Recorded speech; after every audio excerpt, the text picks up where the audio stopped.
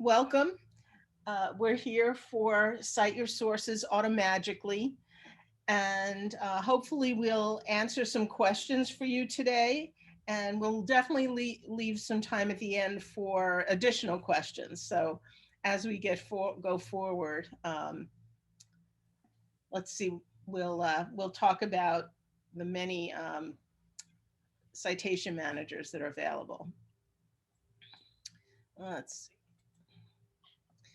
So welcome. My name is Stephanie Brennanson, and there are three other people here, as you know, Christopher Jimenez, Patricia Pereira Pujol, and Frank Fajardo. And we're going to hopefully give you an idea about what to expect from these various products. So what is a reference manager? Essentially, it's an online application that keeps your references in one place. And it's also a tool that you can use to insert your references into a document that you're working on. And they automatically format them, makes it so wonderful as you're working through a project. Now, I'm going to use the word references, but when we're talking about references, we are talking about citations.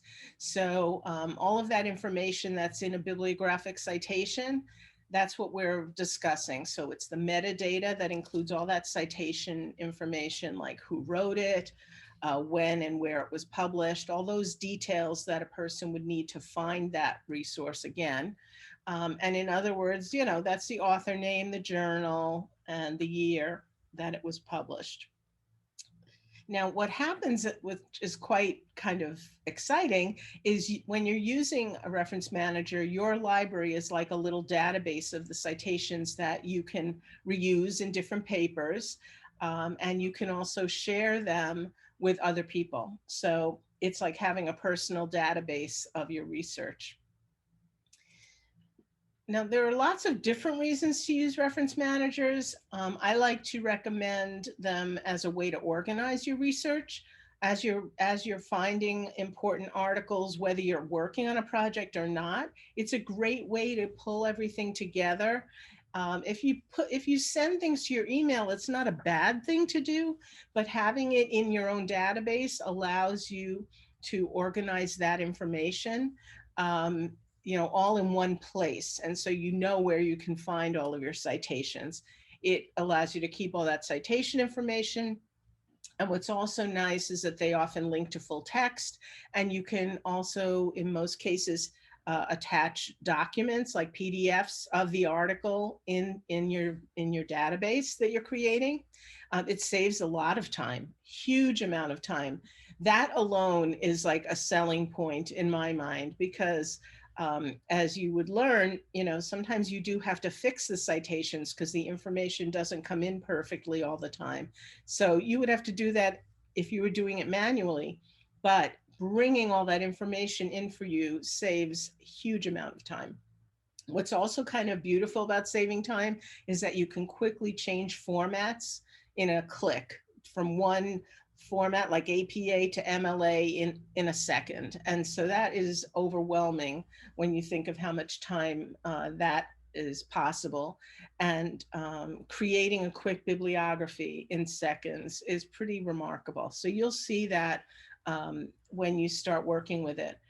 Another, probably the last reason why a lot of people use citation managers is to share their information. You may be working in a group project and you might want to share with the other people in your group. And some citation managers will allow more sharing than others. So you'll learn about that a little bit as we go through today. And also sometimes your professor wants you to share, and that's how you might make that connection. So that's a possibility there. So those are a few of the main reasons we recommend them. Now, what they have in common, yes, you can organize your references in groups, obviously, often by a topic of some sort. What's also amazing is most of these have huge numbers of citation styles that you can change to. You may be, for example, publishing an article in a periodical and they want their version. A lot of the citation managers have even citation styles for specific journals. So it's pretty impressive. Um, you can link to full text or attach PDFs, as I said before. You can connect to Microsoft Word and cite as you write, and we will talk about that a little bit. And in some cases, you can use Google Docs. So that's one of the things that might vary. Um, Also, an important thing is that you can import and export references in bulk. And one of, you may be working on a big project and that's why you're importing enormous amounts, or exporting your entire database of materials is possible. So you don't have to, you can get a divorce from a reference manager if you want, and go and use another one if you prefer. No And alimony required. excuse me. No alimony required. No alimony required. They nothing. It's really to be appreciated greatly. And of course, you can capture individual references from the web or PDF. So there's some interesting little twists that some of them have that the others don't. So I think that there are some interesting things that they're all developing as well. So the four that we're going to talk about today are RefWorks, EndNote, Mendeley, and Zotero. And the criteria that you're probably going to consider when you choose which one you want to use are perhaps your course requirements, because sometimes, honestly, a professor doesn't give you a choice. They may just say, I want you to use this, and that's what you're going to use. So it could be the professor's requirements, but sometimes just the course requirements. The cost, that's a question mark, because some things have costs and some don't. Database compatibility, that may vary, and obviously you'll see a little bit of how differently the managers work with the databases. The interface itself may be of interest. You might like one over another. Online accessibility or portability, whether you have to use it on one computer or use it on the web, and you can use any computer to get into your account. These kind of questions are part of what you'll have in your mind when you're making a choice. And of course, the scope of the project you're working on. It's one thing to work on a dissertation. It's a whole different thing to work on one paper, so your commitment level is a little different depending on that, and your need for sophisticated types of aspects of the product will vary as well. So we're going to get started with Patricia on RefWorks. Okay, so let me tell you a little bit about RefWorks and what it is good for, and some of the not so good things about it. RefWorks is one of the best citation managers if you don't want to be tied down to one computer, because all you need is web access to be able to use your account. So even though there is a component of it that you can download, an add-on for Microsoft Word, if you want to download that to create your in-text citations, etc., to actually work with your account and to organize your references and to create bibliographies, etc., you don't actually have to install any software or even be at your own computer. You can do that at any computer with web access. So that's one of the really great advantages. It is also very user-friendly and allows you to create bibliographies really quickly. So, in terms of learning time, or learning curve is not perhaps as steep as the other citation managers are. And the quick bibliography really works if that's all you need to do. If you don't need to really type out a long paper and do in-text citations and all that stuff, RefWorks will work very well for that. It does the other stuff well also, but but it is especially good at that. It is free for all of you to use, as long as anyone who's at FIU, staff, faculty, students. It integrates with Word and also Google Docs. I already mentioned the add-on for Word. There is also an add-on for Google Docs. So as you're typing your papers in Google Docs, you can also work with your RefWorks account to create those in-text citations and the reference, the list of works cited. It allows you to collaborate easily with other people who are at FIU that you might be sharing references with, or other people outside of FIU who have RefWorks accounts. And you can, like I said, use it with Google Docs to collaborate with people. So as you're writing your papers in Google Docs together, you know, changing documents, etc., it will update automatically. There is a tool, also another tool that you can use, which is called Save to RefWorks.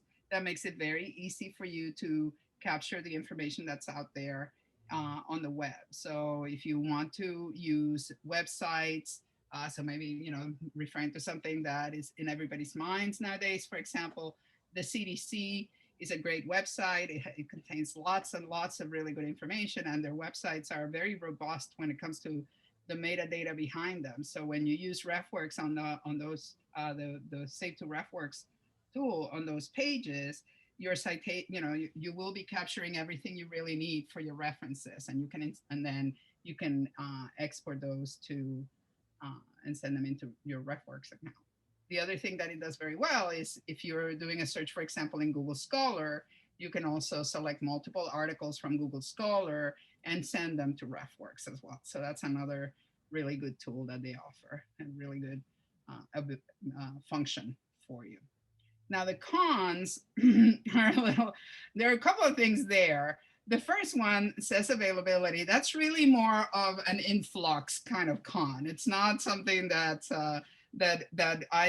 it's there, so I'll mention it, but it's not, it's one of those things that we never know, because these programs, they all change, they all sometimes become available, sometimes they go away. So with RefWorks, there's a little bit of an unknown factor at this time as to whether we're gonna have it past the end of this year.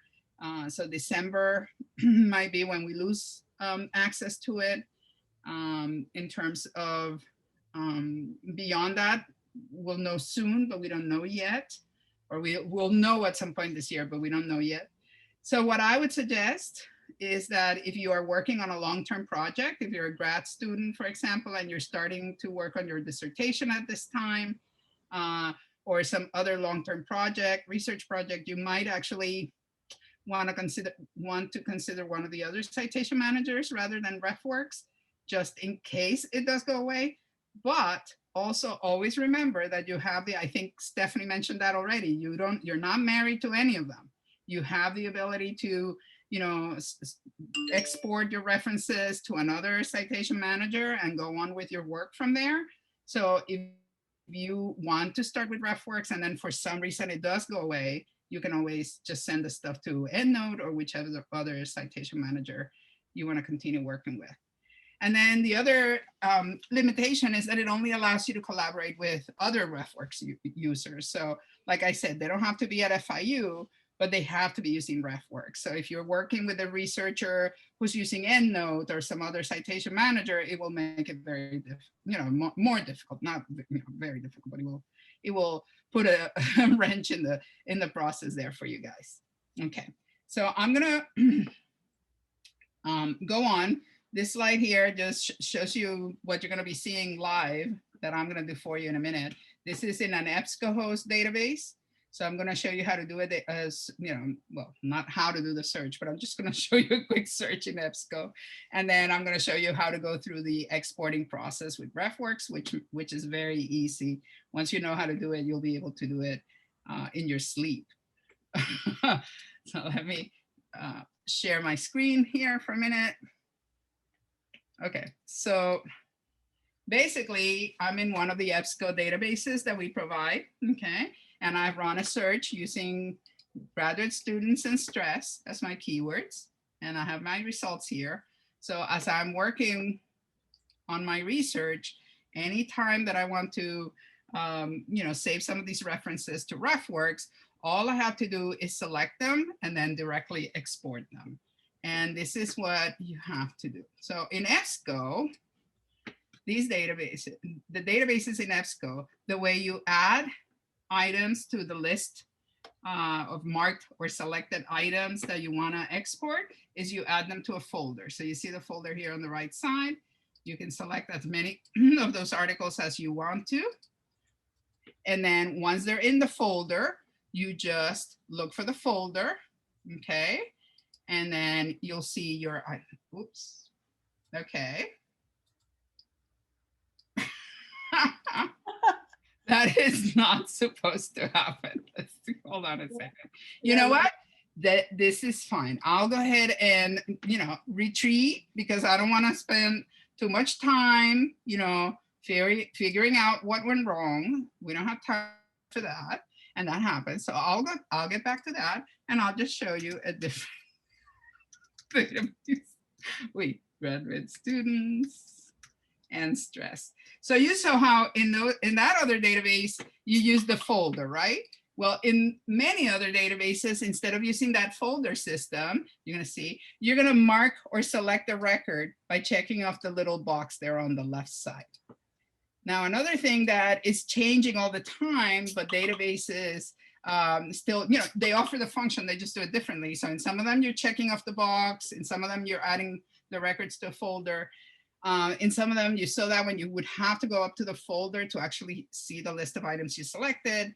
Here, you don't have to go to the folder before you see the functions that are available. So here you can see, you can email, you can cite them, you can email them, you can file them away in your account if you have one.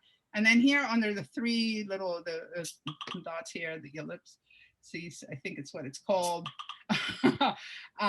You have some other options. And one of them is to export directly to RefWorks.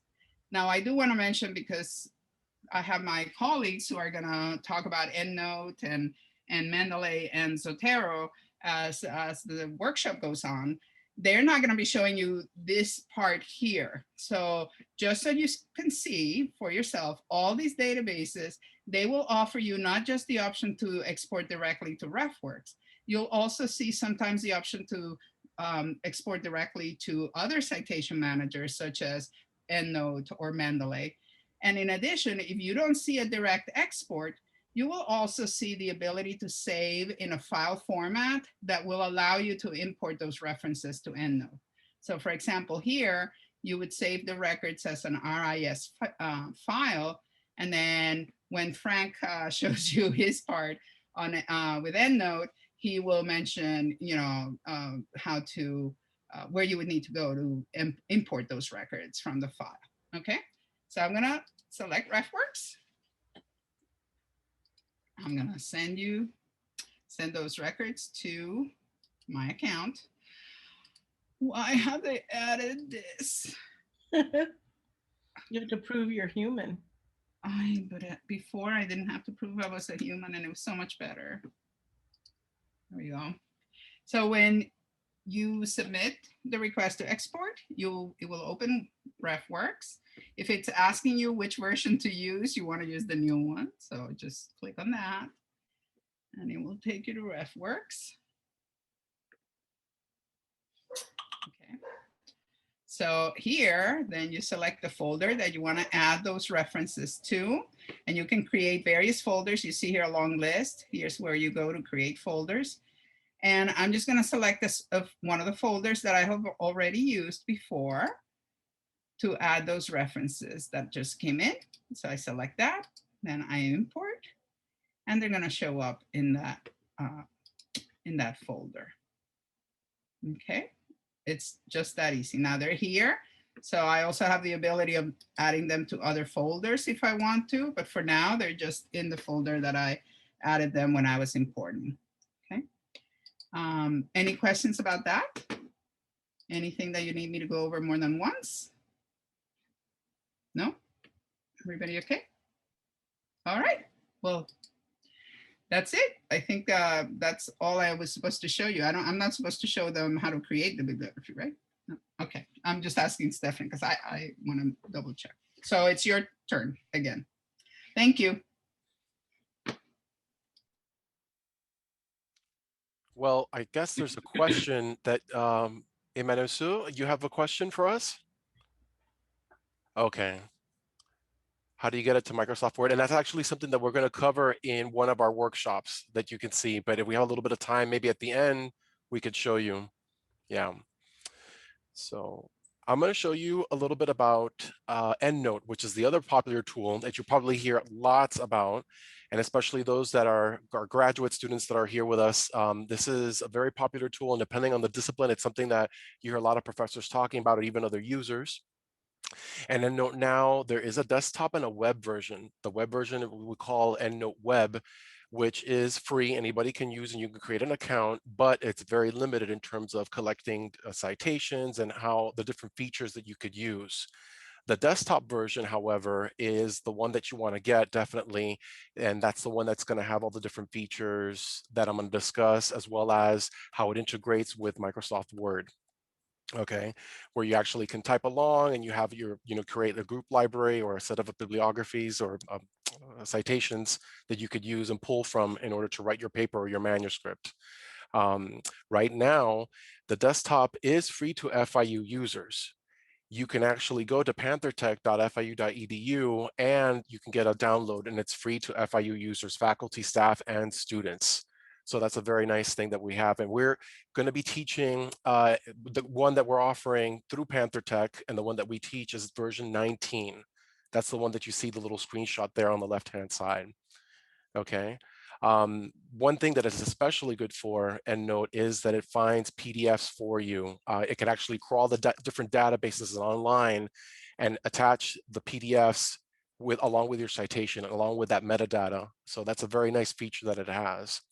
One of the big pros to, if you like that where you were able to customize the interface, you can actually do that. You could change the different workflows in your interface, and you could see have different windows to see maybe your PDFs on one side, the metadata on another side.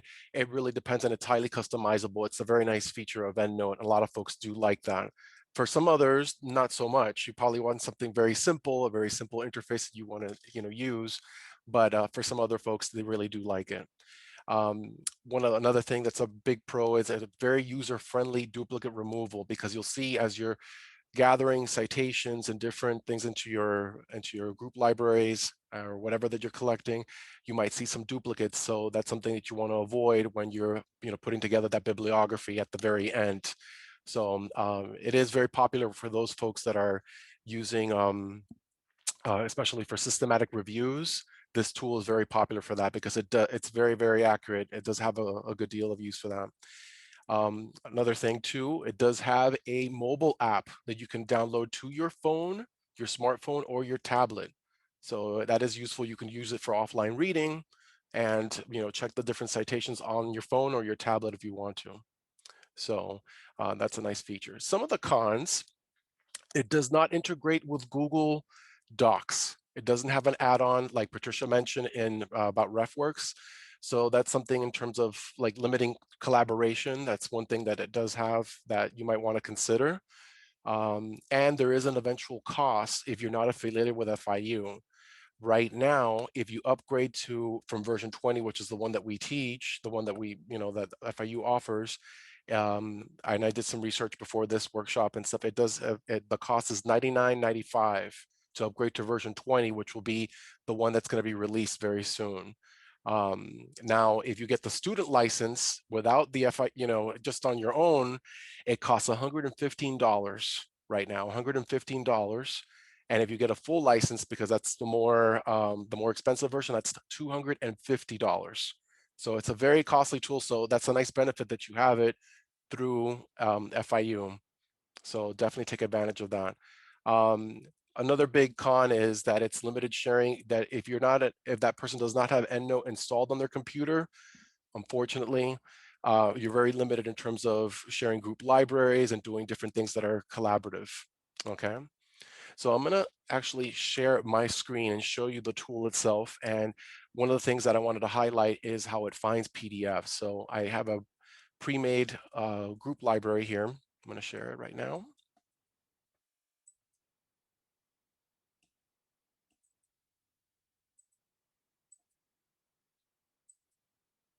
And everybody can see this screen. This is EndNote. This is how the interface looks like. Okay, and right here you see the interface on the side, which you could share the layout, see how you could change the different things, and you could just customize the window however you wanna have it. And here's a nice little pre-made library. I'm gonna select all, and right here I'm gonna go and tell it to actually find the full text, and you'll see. It's gonna be searching and crawling the different databases in the web, and it's going to start pulling and attaching PDFs to these different citations. So that's something that's very nice. And as you can see, it's going to start pulling, and you'll see it starts flashing. It's going to keep on attaching and finding those different PDFs. Versus like if you were to use maybe something like an EndNote, I mean, a RefWorks, some of the other tools, you actually have to get the PDF and put it in. You could do the same thing here, but this is it's a shortcut. It's a very nice shortcut to have. So this is EndNote, and we're going to have this workshop, a full workshop of this in March. So definitely Chris and I will be teaching this, co-teaching it. So we definitely invite you, if you're interested in EndNote, this is a nice tool to also learn about.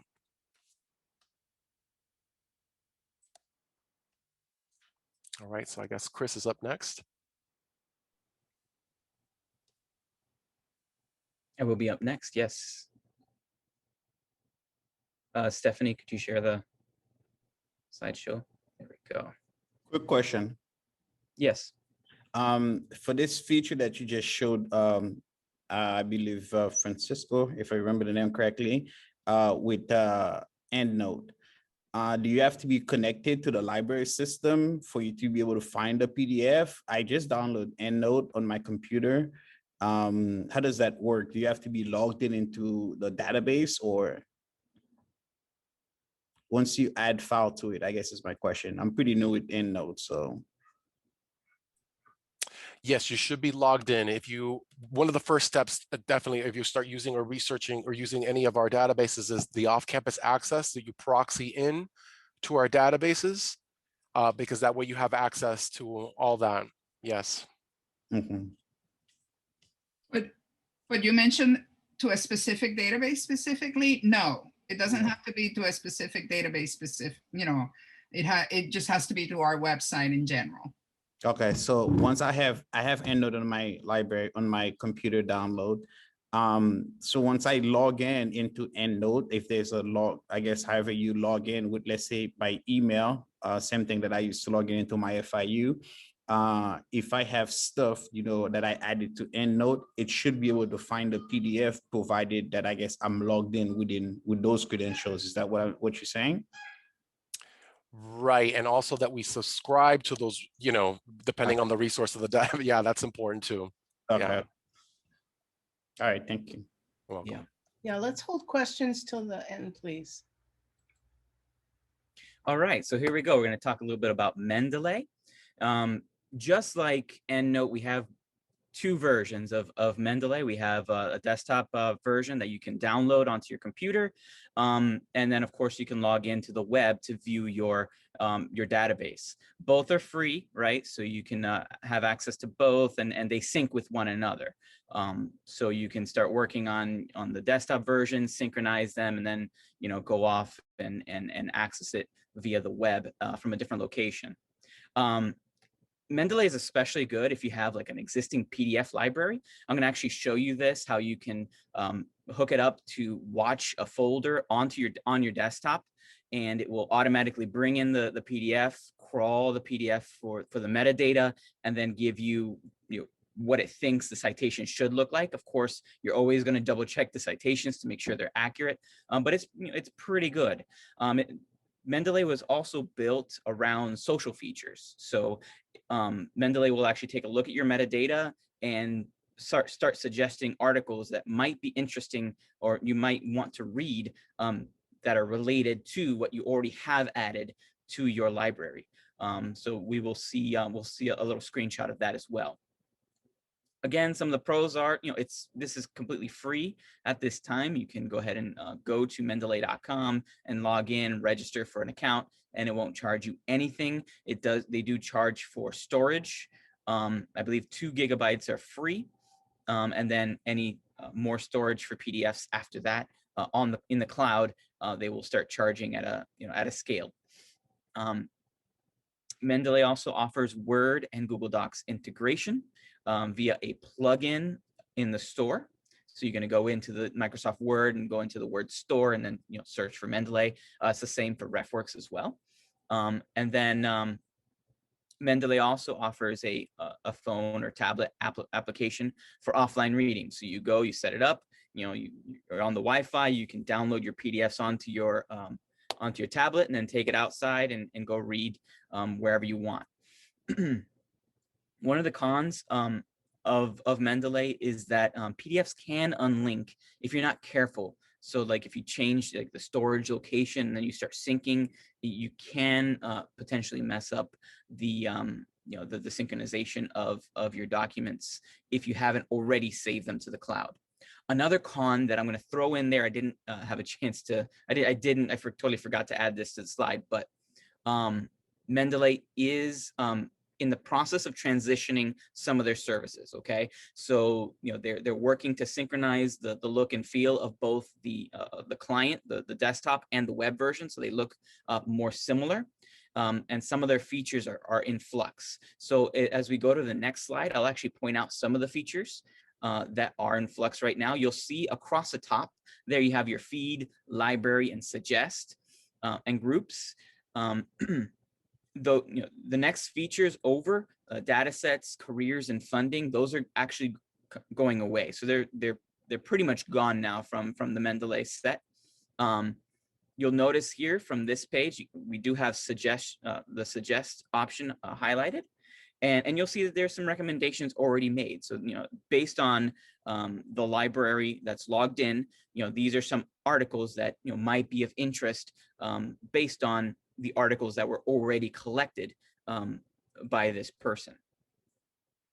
So that's one of the, when we say that Mendeley is a social application, that's what we mean, is that it kind of crowdsources and says, hey, this is, this might be an interesting article, or that might be an interesting article, and then you can read it and add it to your library as you see fit. So I'm going to go ahead and share my screen now. I'm going to continue, and I'm going to see if I can find the desktop version. Here we go. So here's the desktop version of Mendeley. That is the desktop version on a Mac, right? So you'll see I have some of my articles here in the middle, right? And some fairly similar or familiar options here, like your folders, and we have our groups listed in the panel on the left. In the upper left-hand corner, we have an option to add. Right, so we can add our files, we can add our folders, a whole folder, we can add an entry manually. Note that this add files will include both PDF as well as the RIS file that we went and searched for. We could export it from a database and then import it after the fact. But here we have the watch folder. This is that folder that I was telling you about, where if you already have, you've already done a bunch of research, you already have a bunch of PDFs that you've downloaded from here, there, and the other place, you can go ahead and drop those PDFs in a specific folder, right? And then, select that folder, let's say Alexa, right? And then click OK.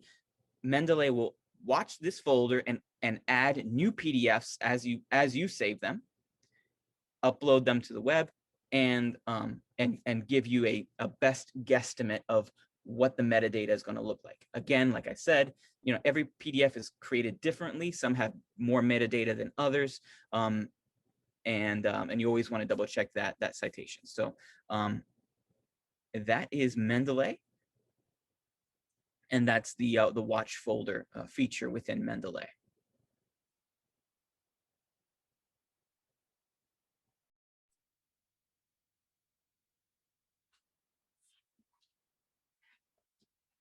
Okay, now it's my turn. I get to present the last tool, which is Zotero. That's a very, very popular one too that you might hear about. Let me see when we pull up the slide.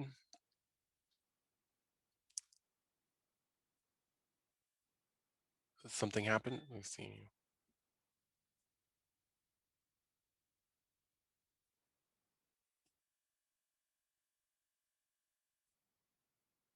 Chris, you must have stopped sharing because I'm seeing everyone. Yeah. So whoever's next needs to share the slideshow. And I then think There you go.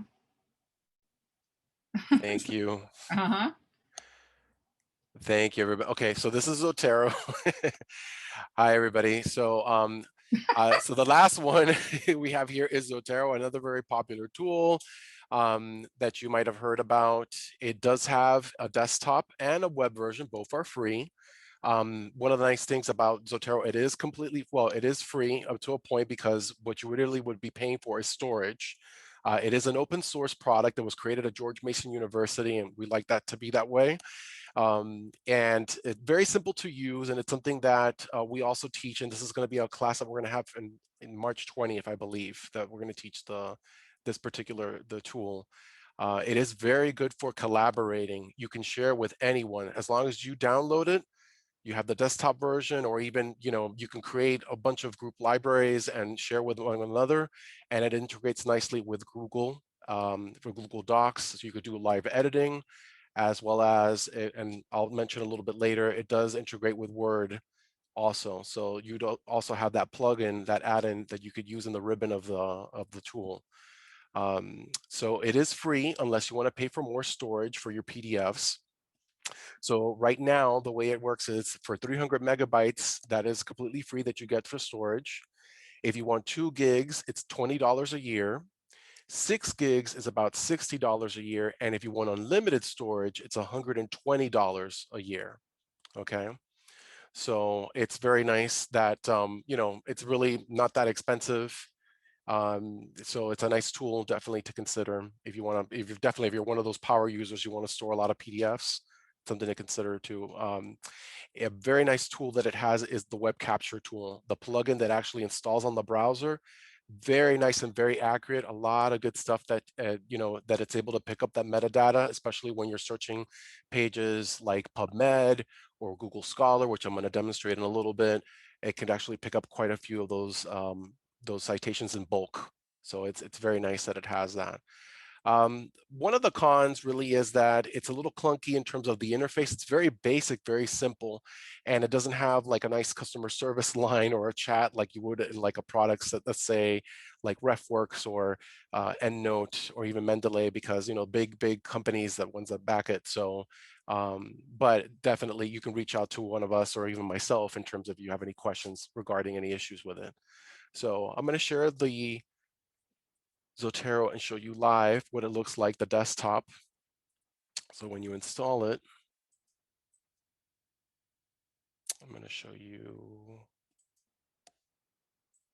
So first of all, this is the desktop. This is the way it looks like. So you'll recognize, you can have multiple libraries unlimited, right? You could share group libraries and create these to collaborate with your colleagues, what have you, if you're working on a paper or something. And it's nice when you're using this, especially for, like I said, in Google Docs or in Microsoft Word. You would see things like duplicate items, and you can create different things, as many group libraries as you want. It's very simple to use, and this is how the desktop looks. Very different from that interface that you saw in EndNote.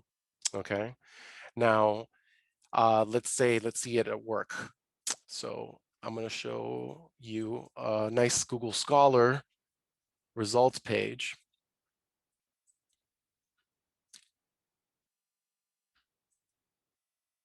Let me show you. Oh no.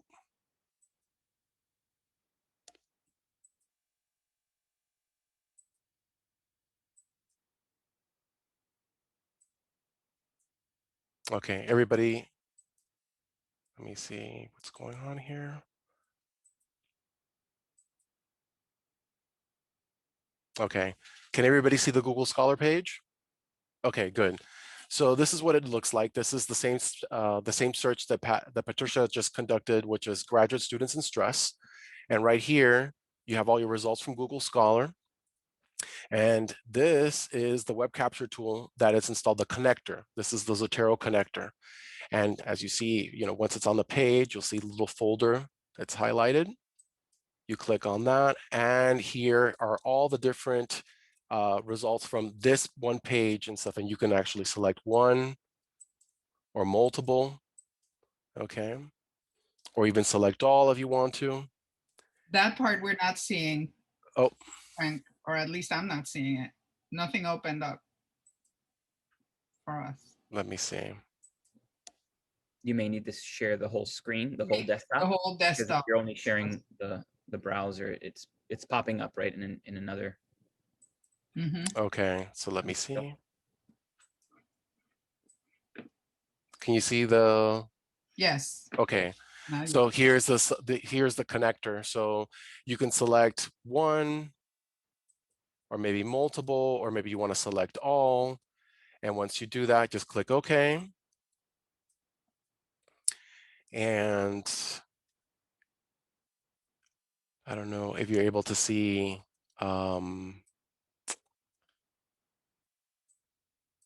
what it's saving here in the snapshot on the web tool.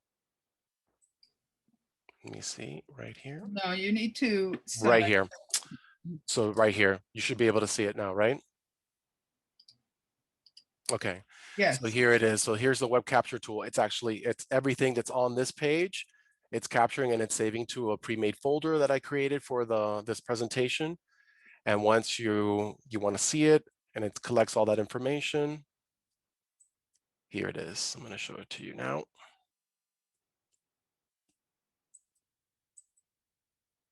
And it brought up all that was in that page from Google Scholar. So it's a nice little shortcut if you want to bring in different citations in bulk.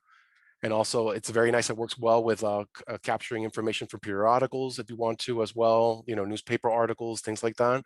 So it's a very useful tool. Yes. Does anyone have any questions? Frank, would you keep either you or Chris, one of you, keep that up, because I can't use mine. Something's going wrong here. By the way, for those of you who might be interested in using RefWorks, what Frank just showed you on how to capture the articles from Google Scholar, that's very much the same way that the capture tool will work for RefWorks. Yeah. Very similar. That open sidebar will open up, and you can, when you're searching in Google Scholar. Yeah. If you're looking for, there's a really nice guide. The link is on this page right here. And the Med Library put together a great guide that shows you the pros and cons of all of these citation managers. So it's a nice place to look and see what's available. And if you want to join us for workshops where we go into detail, we spend about an hour and I don't know, at least 70 minutes to an hour and a half discussing each of these, in detail. So you would learn how to open your account, how to save, how to create folders, how to work with a citation manager, with a word processing and do the in-text and create the bibliography. So we hope that you'll join us. We do have videos on that page, on the grad studies page that you see in the link right there in the middle under future workshops. Right on that page, there's a link to the past videos. So if you really want to get on it before March, don't hesitate. But on March 2nd is our first workshop with RefWorks. The following week, EndNote. Following week, Mendeley. I think we take a week off actually, then Mendeley, and then Zotero. So we hope you'll join us. And also that, coming to the workshop will allow you to ask questions, whereas when you're watching a video, you kind of have to go with the video. And most of the things pertaining to these are going to be exactly the same as the video that we have up. So, and you can always ask questions. You can go to the chat.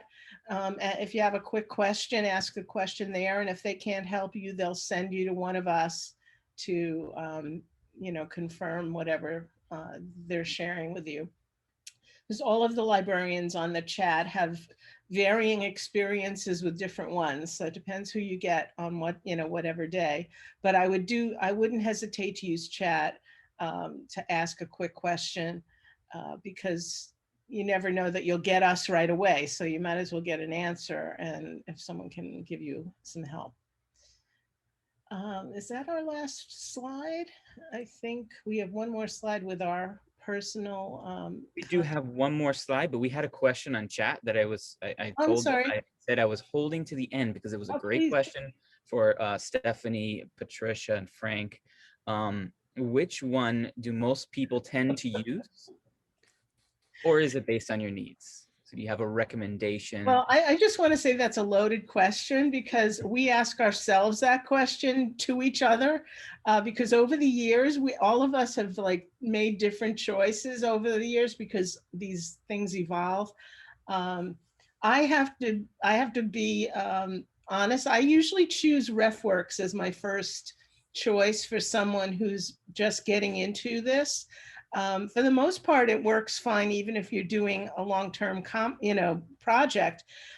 But knowing that we're not sure that we will have it in January, next January, if someone's doing a dissertation, they may not want to get so comfortable with RefWorks and then have to move their stuff somewhere to some other kind of resource. But to tell you the truth, as you start using the citation managers, I think you become aware of the capabilities, and making a change isn't as big of a, seem as dramatic as when you're first starting. Because when you're first starting, you want to get the lay of the land.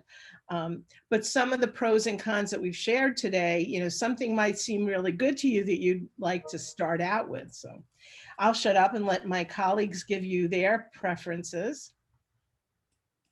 Well, curious, I want to ask what are you guys using now currently? The ones that are here, I want to ask the audience, kind of poll them and ask you what you guys are using. I've been using RefWorks since our last session, I think with Stephanie. Then I've seen a little bit of RefWorks. I mean, I've never really used a citation manager before. It's been such a long time, but I need this for grad school. That RefWorks saved me, with my last 2 or 3 papers I had to write. Although they do recommend EndNote, which I just basically download and I don't know anything about yet. But RefWorks was straightforward for me, at least when I learned to get stuff from the database. But I know I do need to learn EndNote, which is what they are using just in case. But yeah, I think your answer is kind of where I'm coming from. I mean, you just said it yourself. You need to learn EndNote because that's what they're using. So you're sort of integrating, yourself with the tool of preference of the people that you're working with. That's my experience with a lot of faculty and students. In the sciences and engineering, the preferred tool is EndNote for, because it's the one that was around for many years while they were all doing their research, and it's the one that they're comfortable with, and it makes it very easy to collaborate for them. So so when you're a student going into a lab with a faculty member who's already using EndNote, or you're working or your professor in your class wants you to use EndNote, then that's what you end up with. But I think the really wonderful thing about this workshop is that you have tools, you have options. We've presented what's good and what's not so good about all of them, and then like you said, you start with one, and then if you need to move on to another one because that's what's needed, you can do that very easily because the skills are very transferable. The functions, as Stephanie just said, once you know one, you can go to the next one and say, okay, so I used to be able to do this in that one. How do I do that here? I mean, that's basically, so good. I like RefWorks myself. I think it's a really great tool for undergraduates, especially, and for people who are not that tech savvy. I think it's very, very user friendly. But it's not necessarily, the best one for everybody. Well, I think what we've been watching, that's why we laugh about it, is they all are trying to appeal to the requests of the users. And as users become more savvy over the years, they are trying to meet the needs of their users. And, you know, that's the piece of it, because other than certain kinds of things, they do speak to their clients. I mean, that's why EndNote is recommended by science people more and meds, because they're using it for certain needs that they've worked out their product to fit those requirements. And also, you know, it all depends also what direction your life is going to be in, because I mean, here's the truth. One of the cons of EndNote, for example, yes, it's the cost, because once you leave FIU, if you're a student, you're not going to have access to it. You know, you're going to have to pay for a much higher expensive software, because EndNote is an expensive piece of software. But here's the reality. If you're moving on from the university and you're not actually going to be a researcher, you know, a heavy researcher, so you're not going to be an academic, you're not going to be in a field where you're doing, you know, a lot of research, and you just want to maybe do a little bit of research and keep some references around and stuff, then Zotero might just be totally fine for you, because it's not going to require as many advanced features as you would when you're doing intensive research. So it all depends.